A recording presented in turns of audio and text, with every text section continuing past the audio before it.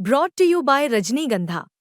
यूं ही नहीं ताज ताज बन जाता है। शिल्पकारों का हुनर और चुनिंदा संगमरमर ताज को नायाब बनाते हैं। कुछ ऐसे ही चुनिंदा जगहों से बस खास ही चुनकर लाता हूँ। कतरे कतरे को मैं हीरे सा परखता हूँ। यूं ही नहीं मैं रजनीगंधा बन जाता हूँ। रोहिणी दीदी ने जिस संदर्भ में कहा वो संदर्भ हम सब ने समझा। उसको आउट ऑफ प्रोपोर्शन आप लोग पेश करते हैं। राष्ट्रीय जनता दल जो हमारी पार्टी है वो एकजुट है। रोहिणी जी का ट्वीट आया, उसके बाद आप पूरे देश में चर्चा का विषय बन गया कि कौन है संजय यादव। मतलब हम जानना चाहते हैं कि क्यों मतलब आपके लिए ट्वीट आया और क्या मसला क्या है? नहीं, देखिए मसला तो आप लोग खड़ा करते हैं। रोहिणी दीदी ने जिस संदर्भ में कहा वो संदर्भ हम सब ने समझा। उसको आउट ऑफ प्रोपोर्शन आप लोग पेश करते हैं। राष्ट्रीय जनता दल जो हमारी पार्टी है वो एकजुट है और ये आदरणीय राष्ट्रीय अध्यक्ष लालू प्रसाद जी जो सामाजिक न्याय के पुरोधा हैं, जो समता का, समाजवाद का और सौहार्द के महायोद्धा हैं, जिनके विचार पे और कर्म पे ये पार्टी चल रही है, उस पार्टी में गलतफहमियां नहीं है।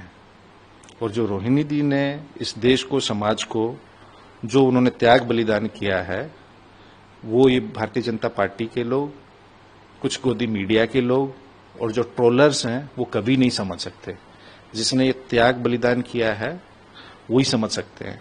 जिस दिन उन्होंने दिसंबर 2022 में इतना महान त्याग किया, उस दिन भी लोगों ने आक्षेप लगाया, किस किस प्रकार की बातें की गई। लेकिन ये दल, ये परिवार शुरू से ऐसे नकारात्मक लोगों को अपनी जनशक्ति से जवाब देता है। और चुनाव के मुहाने पे खड़े होके जो लोग ये विकृत मानसिकता के लोग हैं, जो ये भ्रम फैलाना चाहते हैं, उनको कोई फायदा नहीं होगा। राष्ट्रीय जनता दल एकजुट है, पार्टी एकजुट है, परिवार एकजुट है और सब लोग एक ही लक्ष्य है, बीजेपी को हराने से और ये 20 साल की खटारा सरकार को उखाड़ फेंकने के उद्देश्य के साथ काम कर रहे हैं। लेकिन संजय जी, लोग तो जानना चाहेंगे कि आखिर संजय यादव कौन है जिसको लेकर बीजेपी अपने अकाउंट से ट्वीट कर रही है? मैं वही कह रहा हूं ना, हरियाणा का बताया जा रहा है आपको। संजय यादव राष्ट्रीय जनता दल का एक अदना सा समर्पित कार्यकर्ता है, जिन्हें राष्ट्रीय अध्यक्ष जी ने एक जिम्मेवारी सौंपी हुई है, जो अन्य कार्यकर्ताओं को भी सौंपी हुई है। अब आप समझ लीजिए, भारतीय जनता पार्टी के जैसा आप कह रहे हैं ट्वीट से, अगर ऐसा हो रहा है तो आप समझ लीजिए कि वो लोग बिहार को लेके कितने डरे हुए हैं। हमारे नेता राष्ट्रीय अध्यक्ष लालू प्रसाद जी, तेजस्वी यादव जी और हमारे जो पार्टी के परिवार के सदस्य हैं, उन सबसे ये लोग कितने डरे हुए होते हैं, आप उसी से समझिए। क्योंकि ये डरे हुए हैं तो ये लोग भ्रम पैदा करना चाहते हैं। लेकिन बिहार लोकतंत्र की जननी है।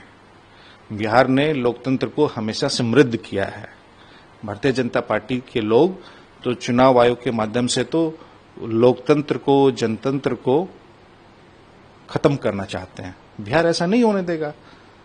आप देखिए, वोटर अधिकार यात्रा देखिए या तेजस्वी जी की ये बिहार अधिकार यात्रा देखिए, उनको जवाब जो जन उभार हो रहा है, लोगों में एक जो उत्साह है, उम्मीद है, उमंग है बदलाव को लेके, उसको लेके ये भारतीय जनता पार्टी के लोग परेशान हैं, व्यथित हैं। तो आप कहना चाह रहे हैं कि मतलब घर में कहीं कोई अनबन नहीं है, आप में आपको लेकर कोई कंफ्यूजन नहीं है? अरे भैया, कहीं कोई गलतफहमी नहीं है, कोई अनबन नहीं है। सब प्रेम से, सौहार्द से एक ही लक्ष्य पे काम कर रहे हैं कि भारतीय जनता पार्टी को हराना है, 20 साल की इस खटारा सरकार को उखाड़ फेंकना है। जो हमारा एक ही उद्देश्य है और एक ही बात को लेकर हम सब चिंतित हैं कि जो ब्लॉक में, थाना में भ्रष्टाचार है, जो अपराध है, उस पे बात ना हो, बेरोजगारी पे, गरीबी पे, महंगाई पे, बिहार के पिछड़ेपन पे, बिहार में प्रति व्यक्ति जो आय देश में सबसे कम है, इन सब ज्वलंत मुद्दों पे जो जनहित के मुद्दे हैं उन पे बात ना हो, इसलिए जनहित के बजाय व्यक्तिगत मुद्दों पे ये भारतीय जनता पार्टी के लोग ले जाना चाहते हैं। लेकिन मैंने कहा ना कि बिहार के लोग जितने जागृत है वो कहीं भी नहीं है। तो ये भारतीय जनता पार्टी, बिहार एक ऐसा प्रदेश है जहां इनका मुख्यमंत्री नहीं बना है बीजेपी का, तो इसलिए ये साम दाम दंड भेद सारे तिगड़म करेंगे। आप ही ने कहा कि अब चुनाव के मुहाने पे ये 10-10 हजार रुपए बांट रहे हैं, 3-3 प्रभारी बदल रहे हैं, तो आप उसी से समझ लीजिए ना कि ये लोग कितने चिंतित हैं बिहार को लेकर।